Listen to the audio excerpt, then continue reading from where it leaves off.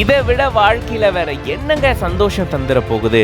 ஒரு தமிழனா, ஒரு இந்தியனா பிரக்ஞானந்தா கிட்ட உலகம் முழுக்க இருந்து வந்தவங்க ஆட்டோகிராஃப் வாங்குறதுக்காக செஸ் போர்டோட நிக்கக்கூடிய இந்த வீடியோ பார்க்கும்போது கண்டிப்பா நம்ம எல்லாருக்குமே கூஸ் பம்ப்ஸ் கிடைச்சிருக்கும். இது இந்தியாவே பெருமைப்படக்கூடிய தருணமா மாறி இருக்கு. பிரக்ஞானந்தா அவர்கள் ஒவ்வொரு தடவையும் போட்டிகள்ல கலந்துக்கும் போது அவருடைய அசாத்திய திறமையை காட்டி நம்ம எல்லாருமே வியப்புல ஆழ்த்துறாரு. நம்மள மட்டும் கிடையாதுங்க, அவர் கூட போட்டி போடுறாங்களா அவங்களே சம்டைம்ஸ் பயங்கரமா வியந்து போயிருப்பாங்க. அப்படிதான் இப்போ Superbet rapid blitz Poland அப்படின்ற இந்த செஸ் போட்டி நடந்திருக்கு.